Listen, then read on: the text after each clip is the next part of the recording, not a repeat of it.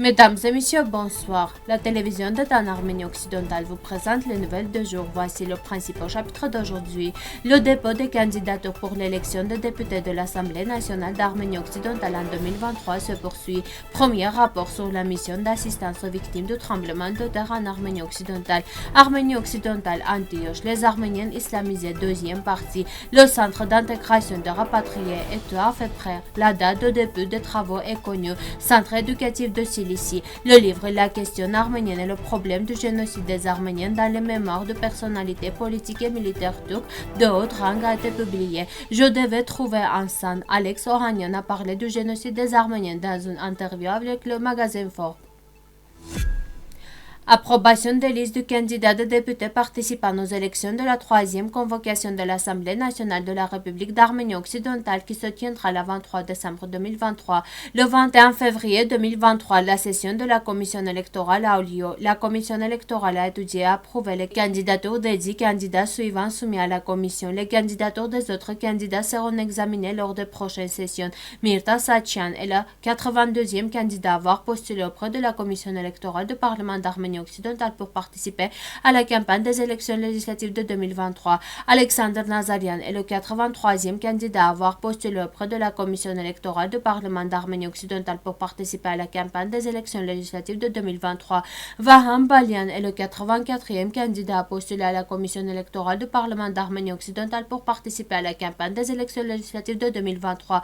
Novses Sahakian est le 85e candidat à avoir postulé auprès de la commission électorale du Parlement d'Arménie occidentale pour participer à la campagne des élections législatives de 2023. Mariam Khachaturian est le 86e candidat à avoir postulé auprès de la commission électorale du Parlement d'Arménie occidentale pour participer à la campagne des élections législatives de 2023. Lilith Martyrosyan est le 87e candidat à avoir postulé auprès de la commission électorale du Parlement d'Arménie occidentale pour participer à la campagne des élections législatives de 2023. Jacob Karoyan est le 88e candidat à avoir postulé auprès de la commission électorale du Parlement d'Arménie occidentale pour participer à la campagne des élections législatives de 2023.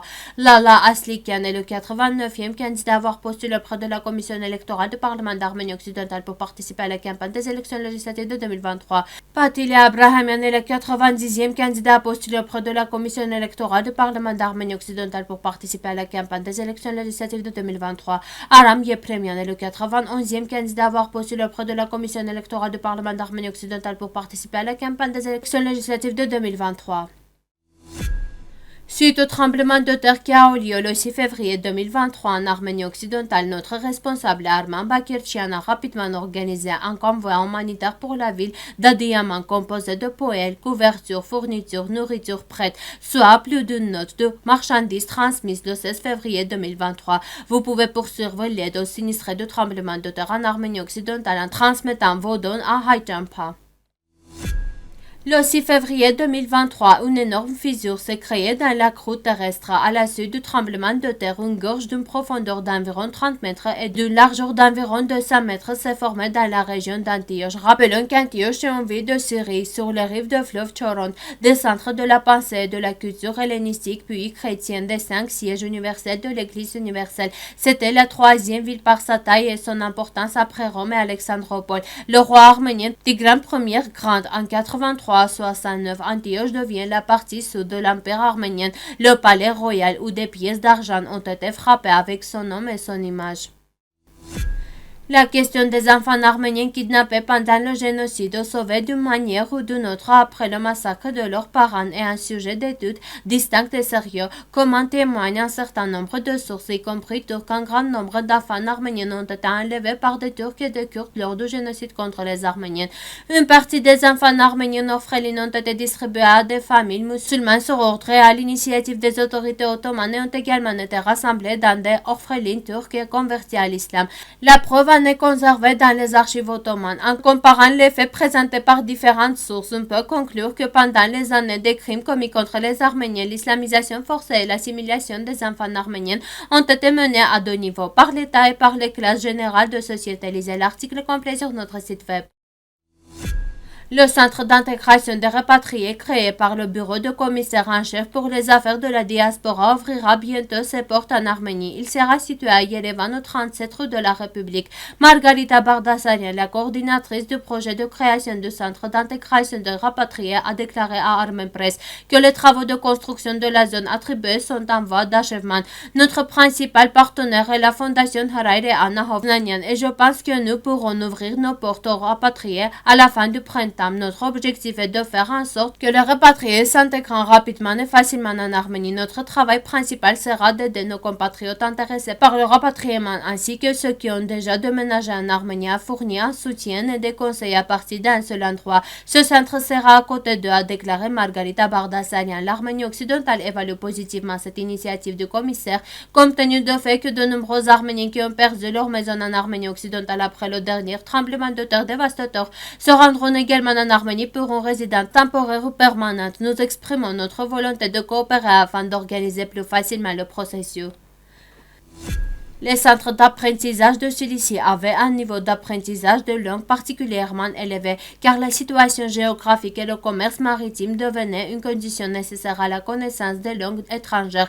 Les rois et même les reines de Cilicie ont grandement soutenu et parrainé les efforts éducatifs. Le prisme les a fondé le centre d'études Metskar, qui a ensuite été patronné par le roi Lévon Skont. Ce champ était soutenu et patronné par le roi Hetouma et sa femme Lorraine Zabel. La survie de celui-ci sans bouleversement fut une grande barrière pour la préservation et le développement de l'Arménie, sa vie intellectuelle. Une coopération étroite existe dans presque tous les domaines de la culture, y compris l'éducation.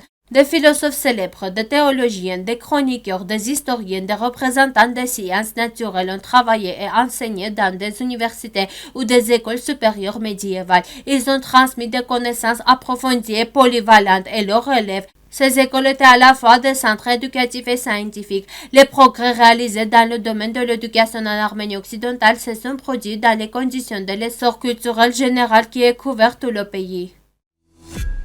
Avec le soutien du conseil scientifique de la faculté d'études orientales de l'ESIU et le co-auteur de Ruben Melkonian, turcologue, docteur en sciences historiques, professeur doyen de la faculté d'études orientales de l'ESIU et Naila Porosyan, turcologue, candidat en sciences philologiques. La question arménienne et le génocide des Arméniens dans les mémoires de personnalités politiques et militaires turques de haut rang a été publié. L'ouvrage Akunknet, le rapport, le livre présente les mémoires de personnalités qui ont joué un rôle actif dans la vie politique et militaire de l'Empire ottoman et de la Turquie de la fin du 19e siècle au milieu du 20e siècle, qui porte sur le génocide contre les Arméniens et la question arménienne.